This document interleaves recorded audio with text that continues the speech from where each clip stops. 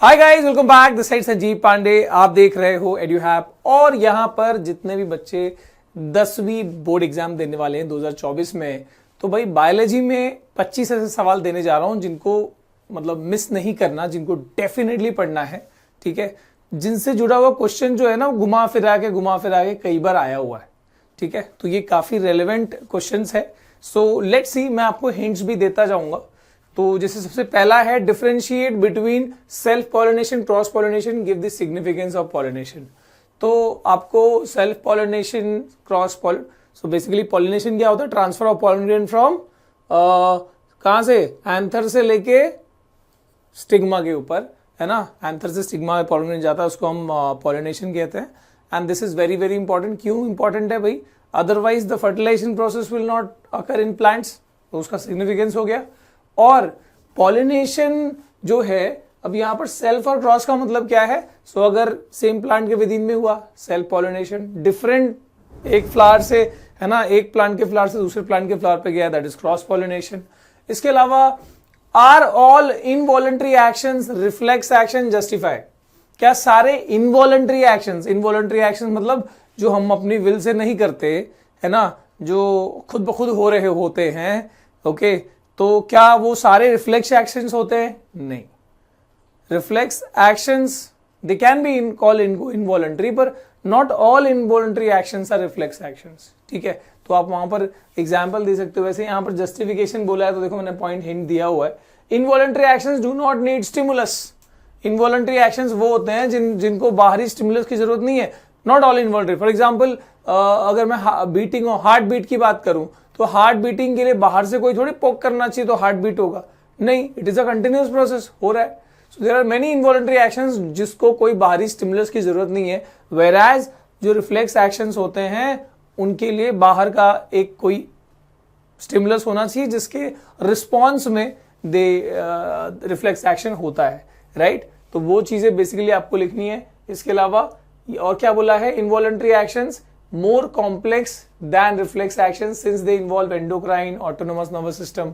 सारे पॉइंट्स आप यहां पर लिख सकते हो। हिंट में मैंने यहां पर दे दिया है। अब ये जो है इसके एक्सप्लेनेशन के लिए काफी हो जाएगा। ठीक है, तो ये बहुत इंपॉर्टेंट है, सेल्फ इवैल्यूएशन करना, मतलब या फिर जो कीवर्ड्स है उसको लिखना। तो उस हिसाब से आपको, इसी वजह से मैं आपको हिंट देता जा रहा हूं। Next question is identify two pairs of reproductive organ that are functionally similar to each other both in males and females justify. तो मेल रिप्रोडक्टिव सिस्टम में और फीमेल रिप्रोडक्टिव सिस्टम में दो पेयर्स आपको देने हैं जो सिमिलर होते हैं एक्शन में। तो जैसे वैसे तो और भी हो सकते हैं, वैसे यहां पर देखिए दिया है testis ovaries for production of sperm और एग, है ना, इसके अलावा रिस्पेक्टिवली। इसके अलावा है फेलोपियन ट्यूब और वाज डिफरेंस। तो जैसे फेलोपियन ट्यूब होता है जो स्पर्म को ले जाने के लिए ट्रांसपोर्ट ऑफ स्पर्म, वैसे ही and egg once they are produced. ठीक है, तो स्पर्म का ट्रांसपोर्ट और फिर एग का ट्रांसपोर्ट, तो वो दोनों ट्यूब उसी पासेज के लिए बना हुआ है। इसके अलावा पेनिस और वेजाइना भी लिखा जा सकता है एज अ पेयर, है ना, एक्सटर्नल कॉपुलेटरी ऑर्गन है। इसके बाद है name and explain two methods of asexual reproduction that are similar to stem cells and occur mostly in multi cellular organisms. तो स्टेम सेल्स क्या होते हैं पता है ना? स्टेम सेल्स आर ऐसे डिस्कवर्ड सेल्स हैं जिनके पास एबिलिटी है कि वो किसी भी सेल में डिफरेंशिएट हो सकते हैं।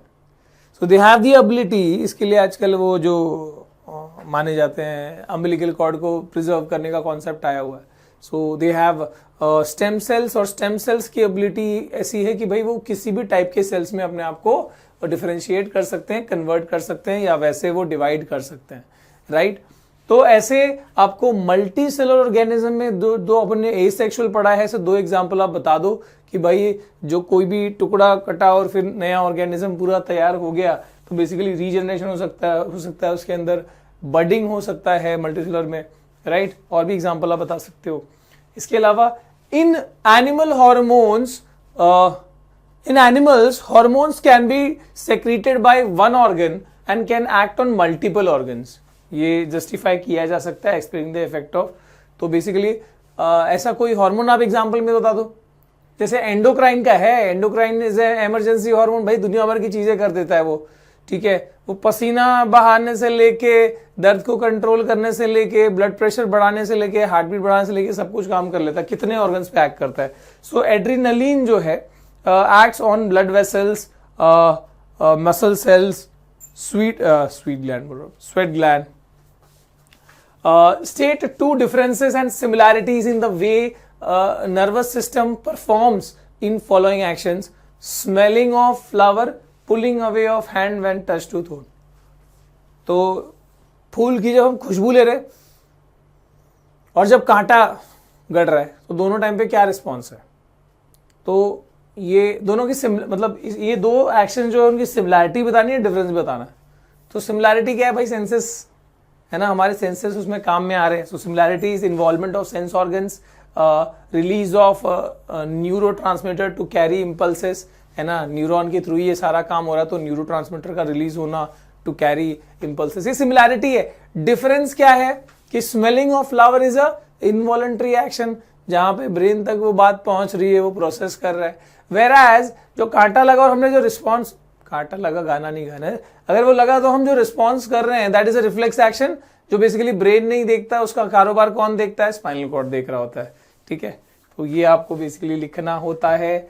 अगले सवालों के घेरे पे जाए, नेक्स्ट देख लो क्या है। Why do arteries have thick elastic walls whereas veins have thin walls? भाई ये आसान है।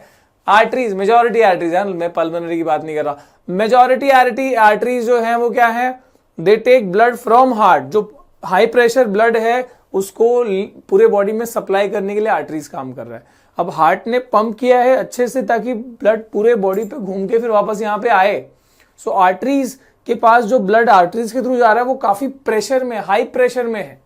सो उस ब्लड को अगर ढंग से वॉल जो वेसल में है, सो आर्टरीज के अंदर, आर्टरी का वॉल अगर थिक ना हो, ज्यादा इलास्टिक ना हो, तो क्या होगा? फट सकता है, वो प्रेशर ज्यादा है। सो इसलिए आर्टरीज का वॉल थिक होता है, इलास्टिक होता है ज्यादा।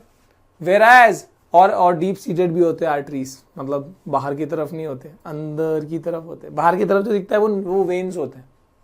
सो वेन्स जो है उसमें वाल्व की जरूरत क्यों है? ऐसा वाल्व की जरूरत क्यों है?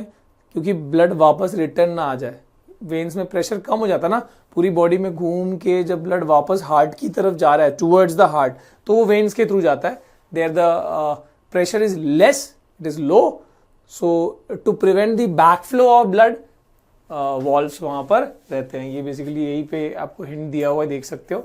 इसके बाद है we are advise to take iodize salt in our diet by doctor, justify the importance in the body. तो आयोडीन क्या करता है? Iodine is important for thyroxine hormone and regulation of, thyroxine क्या करता है? For regulation of metabolic activities, ठीक है ना। तो यहां पर इसलिए आयोडीन जो है जरूरी है, क्योंकि वो थायरोक्सिन, थायरॉइड ग्लैंड में जो थायरोक्सिन प्रोड्यूस होता है जो मेटाबॉलिज्म के लिए जरूरी है। सो बेसिकली इसलिए हमको आयोडीन, आयोडाइज्ड सॉल्ट रिक्वायर्ड होता है। आयोडीन पीने से काम नहीं चलेगा भाई। What is probability of a girl और a boy being born in, तो बेसिकली यहाँ सेक्स डिटर्मिनेशन बता देना है, जिसमें बताना है कि स्पर्म दो टाइप के होते हैं, एक्स टाइप का, वाई टाइप का। एग सिर्फ एक्स टाइप का होता है।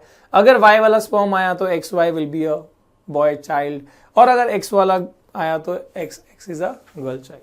ठीक है, इसके बाद following are certain situation, analyse and describe the impact on a person, testis of a male boy are not able to descend in the scrotum during his embryonic development.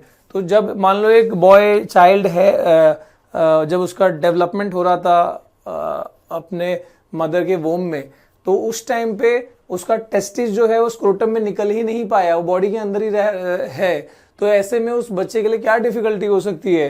तो sperm formation will be affected. तुमको पता है कि testis क्यों एक अलग skin bag में, scrotum में क्यों है? सो दैट कि वो बॉडी से थोड़ा लोअर टेम्परेचर ले सके और उसी में स्पर्म प्रॉपरली फॉर्म हो सकता है। Sperm requires a little lower temperature. तो अगर जो टेस्टिस है वो स्क्रोटम में नहीं है, बॉडी के अंदर ही है, तो sperm formation will be affected. इसके अलावा gall bladder is removed from a person. Gall bladder क्या करता है? गॉल ब्लैडर भैया वो लीवर से जुड़ा हुआ है, जो कि फैट का प्रॉपर डाइजेशन हो इसके लिए काम कर रहा होता है। बाइल जूस, बाइल सॉल्ट का कॉन्सेप्ट पता होगा। तो अगर गॉल ब्लैडर रिमूव कर दिया है, ऐसे में क्या होगा कि the digestion of fat will be affected. ठीक है, इससे जुड़ा हुआ घुमा फिरा के सवाल पूछते हैं बहुत तरीके से।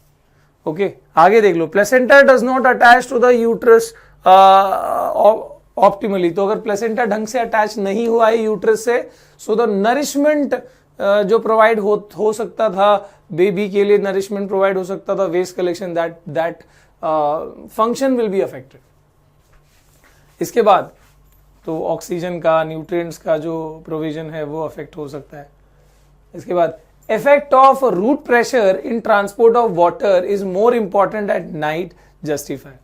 क्योंकि दिन के समय पानी का ट्रांसपोर्ट आसानी से हो पाता है, बिकॉज ट्रांसपीरेशन जो है वो दिन के समय, क्योंकि धूप है, गर्मी है, तो वो हो जाता है दिन डे टाइम में, पर रात के टाइम पे transpiration is not a major process, तो इसलिए रूट प्रेशर पे डिपेंड करना पड़ता है वाटर के ट्रांसपोर्ट के लिए मेजरली। इसलिए तो ये बेसिकली आपको लिखना है। आखिरी है, reflex are continue to be more efficient for quick responses, justify the statement. तो रिफ्लेक्स आर्क जो है वो मोर एफिशिएंट क्यों है क्विक रिस्पॉन्स में, ज्यादा क्विक रिस्पॉन्स क्यों है रिफ्लेक्स आर्क का? क्योंकि छोटा आर्क है ना, स्मॉलर आर्क है, ब्रेन तक जाने की जरूरत नहीं पड़ती, स्पाइनल कॉर्ड से डिसीजन होके आ जाता है यहाँ पर। बस यही बात आपको यहाँ पर हिंट के फॉर्म में दी है। ठीक है, so it is quick response because they involve shorter neural pathway and are pre-wired for rapid transmission, also conserve energy. These features make reflex arcs well suited for the rapid and automatic reaction. ठीक है, इसके बाद आगे हम बात करें तो अगला है, variation are beneficial to species not necessary for individual, justify. ये कई लोगों को लगेगा ये सवाल जो है सर ये तो एवोल्यूशन वाले चैप्टर का है जो डिलीट कर दिया है सीबीएसई ने। कई बार ये तुमको रिप्रोडक्शन के कंसेप्ट में, हेरिडिटी और रिप्रोडक्शन के कंसेप्ट में पूछ लिया जाता है। तो वेरिएशन का मतलब क्या है? जो डिफरेंसेस आते हैं अगली जनरेशन में कंपेयर टू पिछला जनरेशन। तो जो डिफरेंसेस है जरूरी नहीं है कि उस पर्टिकुलर ऑर्गेनिज्म के लिए जरूरी हो, पर ये ओवरऑल स्पीशीज के लिए जरूरी क्यों हो जाता है? बिकॉज बदलते एनवायरमेंट में जो भी सराउंडिंग चेंजेस हो रहे हैं उन सब के हिसाब से अडेप्टेशन जो है वो वेरिएशन की वजह से ही हो पाता है। ठीक है, वही यहाँ पर डिफरेंट पॉइंट्स में आपको यहाँ बताया गया और भी एक्स्ट्रा पॉइंट्स है, but this is very key point. ठीक है, so it gives us better chances of survival to some organism in changing environment as they may have favorable variation. It forms the basis of heredity and it is ultimately leads to formation of new species, right? इसके बाद अगला है, what do you mean by law of dominance? Explain with an example. यहाँ पर आप monohybrid cross बता explain कर दो कि कैसे प्योर टॉल, प्योर शॉर्ट का जो F1 जनरेशन निकाला, उसके बाद F1 का जब F2 जनरेशन निकाला, तो there we basically saw that कि जो डोमिनेंट अलील है वही अपने आप को एक्सप्रेस कर पाता है इन हेट्रोजाइगस कंडीशन। तो हेट्रोजाइगस कंडीशन मतलब एक कैपिटल टी और एक स्मॉल टी के कंडीशन में कैपिटल टी अपने आप को अपने कैरेक्टर को, अपने ट्रेड को रिप्रेजेंट करा पा रहा है। इसका मतलब कि दोज कैरेक्टर या those trade that is dominant will express itself, है ना। तो यही है लॉ ऑफ डोमिनेंस स्टेटमेंट। आप ये अपने हिसाब से लिख सकते हो, बट स्टिल यही है law of dominance. Mendel's law of inheritance में 3 लॉज हैं, लॉ ऑफ डोमिनेंस है, लॉ ऑफ इंडिपेंडेंट असॉर्टमेंट है, लॉ ऑफ सेग्रीगेशन है। एक बार रीड आउट कर लोगे वो आ जाएगा, वो एक्सप्लेन भी किया हुआ है मैंने वीडियोस के अंदर। ठीक है, इसके बाद है explain the process of fertilisation in flower, what happens to the ovary ovule after fertilisation. तो फ्लावर का पूरा फर्टिलाइजेशन प्रोसेस बताना है। ठीक है, तो explain the process of fertilisation flower, तो बेसिकली वो पॉलिनेशन, उसके बाद में जब मेल गैमेट पॉलन ट्यूब से फीमेल गैमेट से मिक्स होता है, वहां पर पूरा double fertilisation process, syngamy plus triple fusion, वो बता दो। ठीक है, उसके बाद what happens to the ovary, और ओवरी का क्या होगा, ओवरी जो है फ्रूट बन जाता है। ओव्यूल का क्या होगा, ओव्यूल जो है वो सीड बन जाता है major cases. State the role of ATP, role of ATP in cellular respiration. तो एटीपी क्या करता है रेस्पिरेशन में, acts as energy currency. ATP is an energy currency involved in various important steps during cellular respiration like glycolysis, Krebs cycle मत लिखो, glycolysis etc. लिख दो। ठीक है, तो वैसा हो गया। What are energy reserves in plants and animals? तो वही है स्टार्च है, प्रोटीन है, ऑयल है, ग्लाइकोजन है. How do desert plants perform photosynthesis if the stomata are close during day. तो डेजर्ट प्लांट में स्टोमेटा डे में क्लोज क्यों रहता है? इसलिए क्लोज रहता है सर कि डेजर्ट बेसिकली जितनी गर्मी है, the surrounding is ready to take all the water through the stomatal pore. So दिन में उसको क्लोज करना ही पड़ेगा because of heavy temperature they can transpirate like anything. So closing of stomata दिन में है तो सर फोटोसिंथेसिस तो लाइट में होता है, कैसे होगा? तो basically what happens is desert plants take that carbon dioxide जो चाहिए उनको फोटोसिंथेसिस के लिए, वो CO2 रात में लेते हैं. दे absorb CO2 through the stomata during night time and the photosynthesis process जिसके लिए लाइट की जरूरत है that is performed during daytime. तो गैस का एक्सचेंज रात में कर लेता है और मेन प्रोसेस दिन में कर लेता है. This is how they are able to conserve the water, right. इसके बाद आगे देख लो, will the levels of magnification be different at different levels of ecosystem? Explain this with the help of food chain comprising of 3 trophic levels. तो बस इसमें वही बताना है कि एक लेवल पे तो भाई वो बायो एक्यूमुलेशन है कि जो भी पेस्टिसाइड या जो भी जहरीली चीज है वो एक समझो एक छोटी फिश, अगर हम एक पॉन्ड की बात करें, एक छोटी फिश जो है वो कंज्यूम कर रहा है तो उसकी बॉडी में एक्यूमुलेट होता जा रहा है. But how it is magnifying at next level because such accumulation that is happened. अब उसके नेक्स्ट लेवल पे क्या होगा कि since it is consumer of the primary of the first level of the trophic level, तो यहां पर क्या होगा, कंज्यूम करके और उसके पास ज्यादा टॉक्सिक चीजें आएंगी एंड हेंस नेक्स्ट. तो ये थोड़ा अपने वर्ड्स में लिखना है, यहाँ पर दिया हुआ. Several pesticides and harmful chemicals enter our body through food chain and remain there without being decomposed. The accumulation of these harmful chemicals increases towards the higher side of the food chain. That is the level or concentration of harmful chemical increases with the increasing trophic level. इसके बाद explain the role of decomposer environment. भाई अपने मन से लिखना है. Decomposer क्या करता है? ये बड़ा EVS वाला क्वेश्चन है यार. So they are very important to complete the chain cycle. Basically, जैसे producers what they did, they converted inorganic to organic. अगर decomposers ना हो तो वो जो organic जो living matter है उसको फिर जो inorganic में मिलाने का जो काम है वो नहीं हो पाएगा. So they complete the cycle. That is very important. ठीक है. एंड उसके बाद differentiate between food chain food web लिख लेना आप. ये interconnection interlinking of many food chain gives that food web. उसके बाद name the waste generated in our house daily, how would you dispose. ये जो भी क्वेश्चन दिए ना तुम लोग, ये चैप्टर से इतने सारे सवाल एक्चुअली ये सब में फंस जाते हो. बहुत लोग इसको इजी मान के नहीं पढ़ रहे होते हैं, इसको अच्छे से एक बार रीड आउट करना होता है, राइट. इसके बाद है what are the changes observed in uterus if fertilisation does not occur. Fertilisation नहीं होगा तो यूट्रस में क्या चेंजेस होंगे भाई? वो जो इनर जो वॉल है यूट्रस का, जो थिक स्पॉन्जी ब्लड वेसल से बना था, it will rupture and the menstruation cycle will occur. ठीक है. वो इनर वॉल को क्या बोलते हैं? एंडोमेट्रियल वॉल बोलते हैं. Shedding of endometrial wall and rupturing of that ovum and that is basically menstrual cycle that is occurring after. अच्छा, अगर यूट्रस की बात करें, अगर इम्प्लांटेशन हो गया तो फॉर्मेशन ऑफ प्लेसेंटा होगा, maintenance of that endometrium wall होगा. ठीक है. और it will obviously lead to pregnancy. Describe sexually transmitted diseases and ways to prevent them. STDs को डिस्क्राइब करना है और कैसे उसको प्रिवेंट करें. तो basically sexually transmitted disease are the diseases that are spread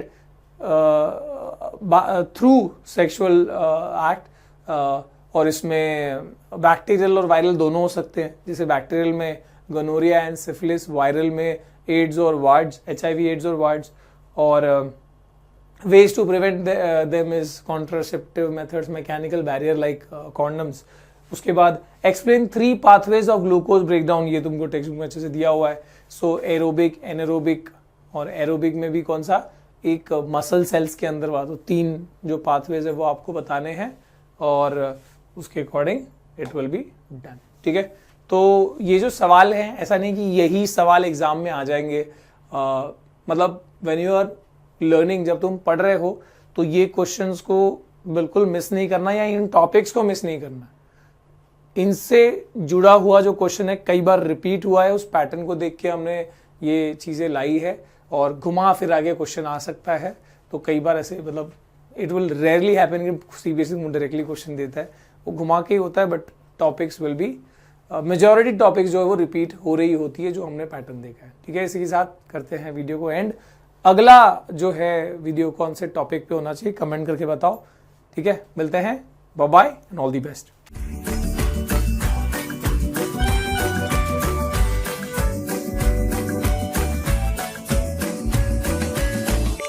Download the app now.